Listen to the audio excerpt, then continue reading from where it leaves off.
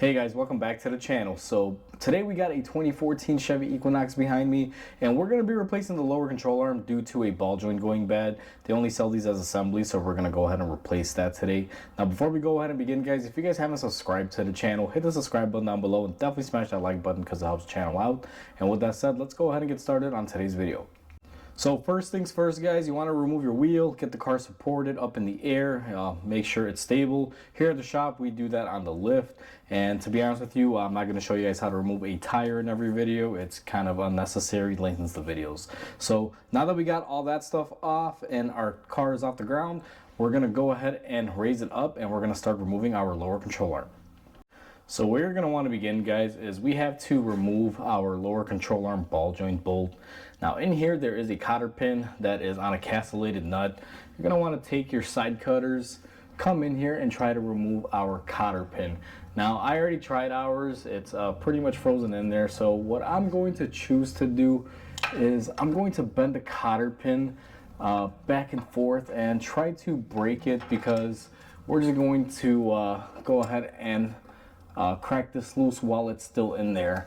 Cotter pins should hold it back if it were to loosen, but once you put a wrench on them, most of them will give it up and just wind up snapping off. So what I'm gonna do here is cut off both of those tabs. And now that we have that cut up, what we're gonna do is take a 18mm wrench.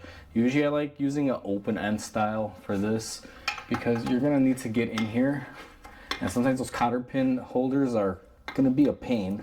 And we're just going to go ahead and twist our bolt in the off position. Now it's gonna fight a little bit, and you guys saw there it kind of went difficult and then it let loose. That's that cotter pin just kind of breaking apart in there, because we did have to snap that head off. Now what I'm gonna do is continue to spin this off. It's gonna take me a while. You could add a little bit of penetrating oil on there, but I'm just gonna unscrew that until I have a couple threads on there left. And the main reason why I'm gonna leave a couple threads is when we remove our ball joint later with the control arm, it's gonna serve as my holder. So I'm gonna go ahead and spin it off. Alright, so I went ahead and I got my nut backed up as much as I could, and I got about 2 threads left on it. Now you can remove the castellated nut out of there if you like, but like I said, it's going to serve as a holder for me later. And when the ball joint drops down, it's a lot easier to get it out of there. One thing that I want to mention that I completely forgot is that if you use a closed end wrench like this and you try to put it in there, as you ratchet it off, your wrench is not going to be coming off that easy until you wind up breaking the ball joint free from the knuckle assembly, and then hopefully you'll have enough room between the axle to get it out. So that's why I prefer to use open ends like this, not a closed end with a ratchet or any sort of closed end, because your wrench may get stuck there until it's time to remove the ball joint, just as a heads up. So now that we have that done, what we're going to do is move on down the line and start removing our bolt that is located right here. This is our front frame bolt, and we're going to go ahead and take that off.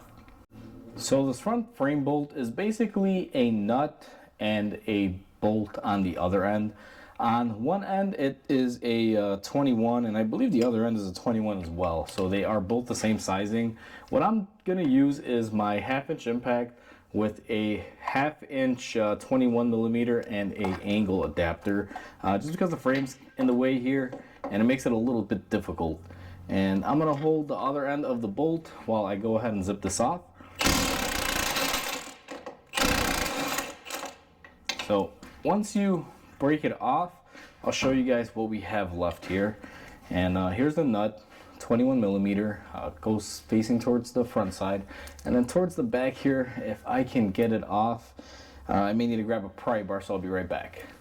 Alright guys, so I got my pry bar, and what I'm going to do is just gently push up on this bushing here, alleviating the pressure off my bolt, and we got our bolt. And the way these two work, and I'll put the two together here, give you guys a good reference, is you have a nut and a bolt, and that's what holds in the front. Pretty simple. Now that we have that out of the way, what we're going to do is go ahead and attack the rear. Now I have to swing you guys around here, and I have to set up my lighting, and then I'll show you guys how this works out back here. Alright, so we are looking at our rear bushing now. This is a little bit confusing, and we have a full control arm that comes with our bushing and all. So this bolt that you see back here, you don't have to touch it, guys. all you have to remove are these two bolts located right underneath here. And if you go up top and see if I could get you guys focused, then you guys will see right behind the stabilizer bar there are two nuts that you're supposed to hold. And it'll slide off fairly easy. Now this car is not really that old. I don't anticipate this fighting me a whole lot, to be quite honest, but you never know. What I always like to do before I go ahead and take my impact and try to take these off, try to get into the frame here. Hopefully I don't knock the camera out, but I come in here with my long 18 millimeter and I'm gonna try to get it on the bolt head. And what I like to do is just come in here and crack both of these bolts loose. Now I apologize if I'm covering up the camera, but all you got to do is just crack them loose just like that. And then what I'm going to do is hold it with my wrench up top and use my impact gun on the bottom, and we should be able to remove these quite easily. So let me get my wrench set up again.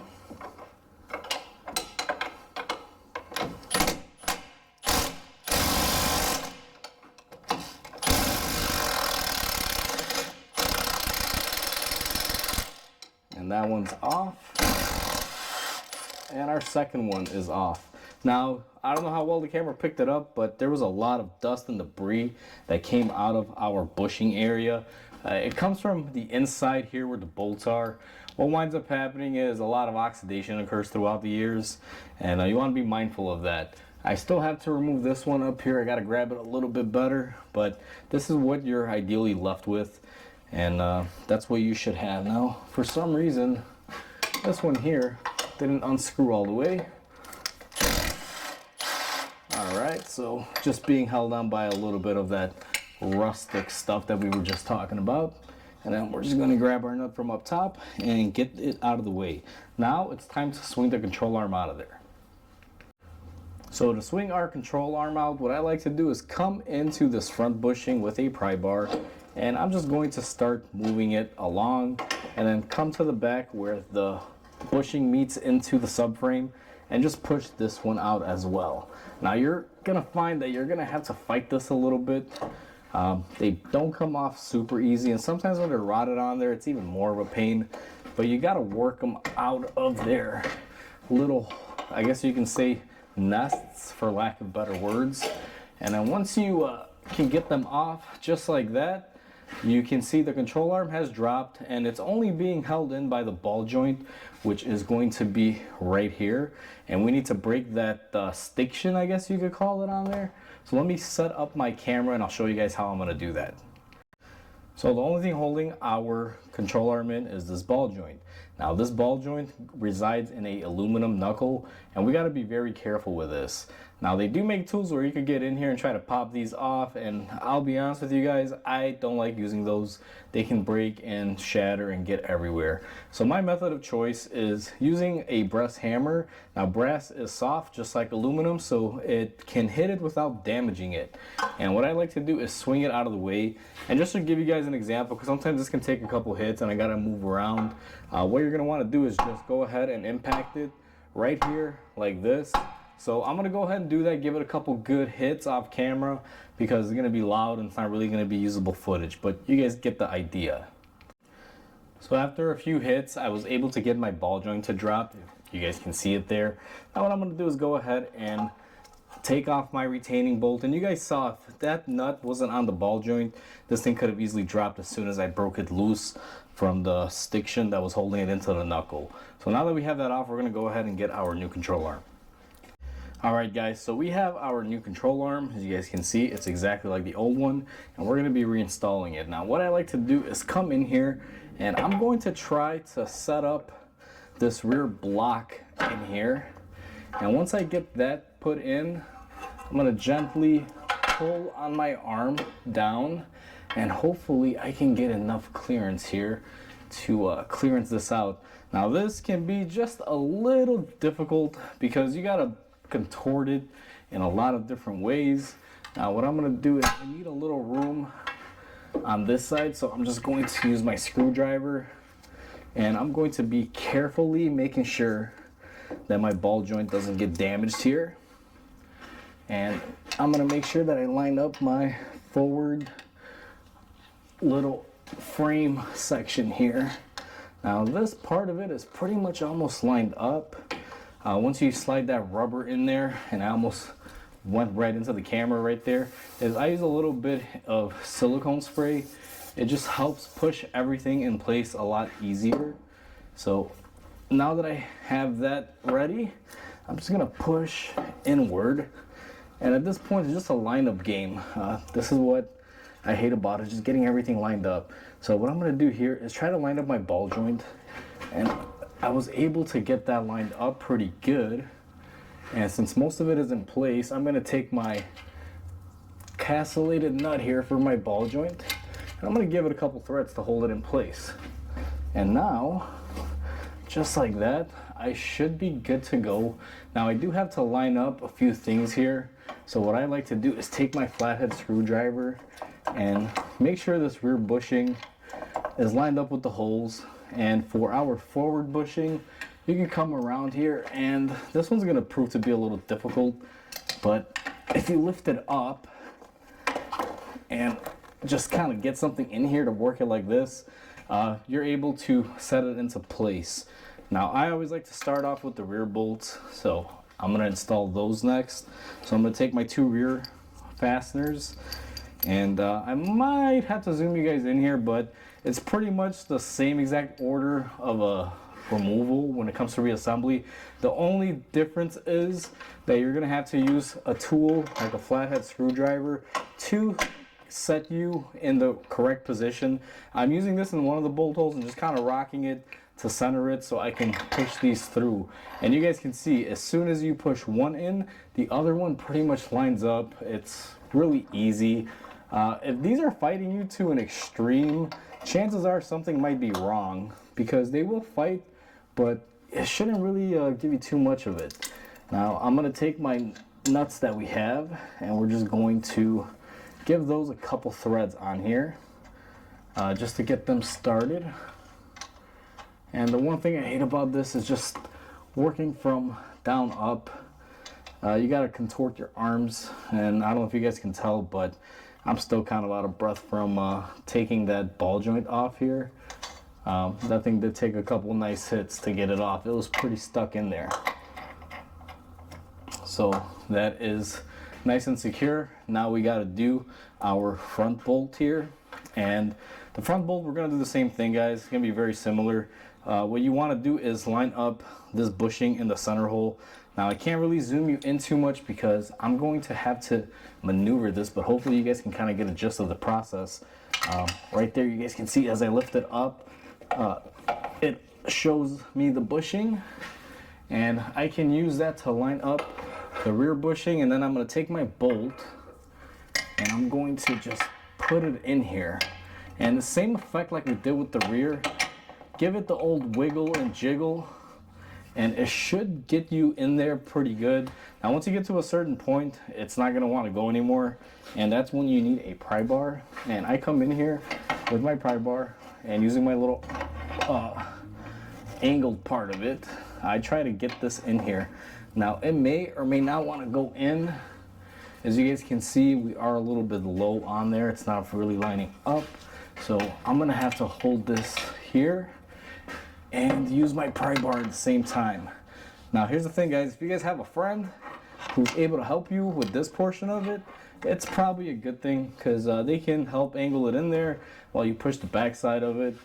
Even when you do it by yourself, it's still doable. As you guys saw, I just took a little bit of extra on there and we got it to line up. And what I'm gonna do now is go ahead and put my nut on there. Now here's the thing, guys, the ball joint and the rear bushings, you can tighten at this point with the car not fully on the ground. But this front bushing here, you have to make sure that the suspension is fully loaded when you're tightening that. So what I'm gonna do is go ahead, and it's gonna be kind of tedious, so I'm not really gonna show you the whole process here, but I'm gonna get my ball joint tightened up, I'm gonna get my rear bushing tightened up, and I'll show you guys how we tighten up the front, because that's the only one that really needs a special procedure. The rear, I'm gonna do the same way that we took it off. Same thing with the ball joint there. I'm gonna make sure that I use a open end wrench and install the cotter pin when I'm done. So I'm gonna go ahead and get that all tightened up, and I'll bring you guys back in when it's time to tighten up this bushing, which is the more critical one.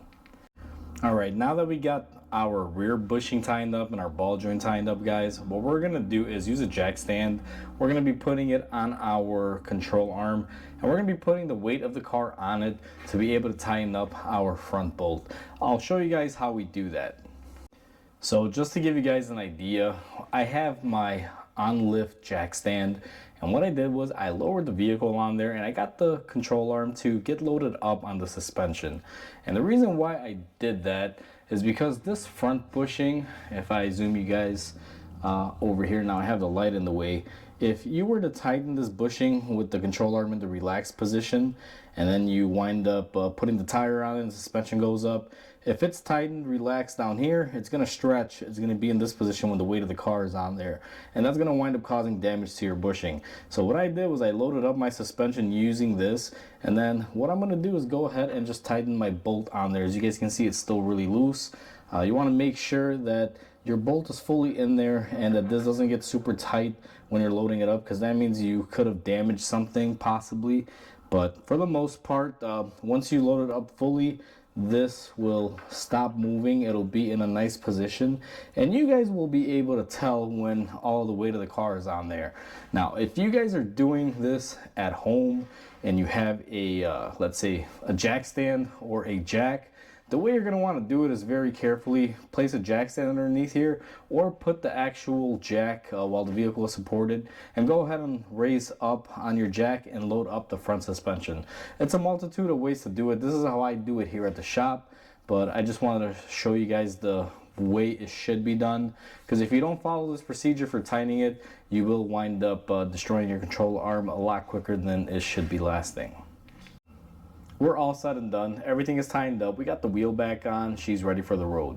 One thing I do want to say is that there are two major, I guess you can say, hard points with this, and that's going to be the ball joint when it comes to getting it out, hitting it with a hammer, or trying to get it to unseize. That part can be a little bit difficult, and then getting the new control arm to line up in there with all the bolt holes. It did fight us a little bit on the front one, not horribly, but sometimes they can get a little bit worse than what we experienced. Ours was actually really easy compared to some other ones, like the passenger side one that I did. For some reason, that one fought me a little bit. Now, whether you're doing either or side, guys, it's the same process, so just follow what we did on this video on the other side. And hopefully you guys found this video useful. If you guys did, please comment, like, and subscribe, because it definitely helps the channel grow. Hope you guys have a wonderful day, and I'll catch you guys in the next video.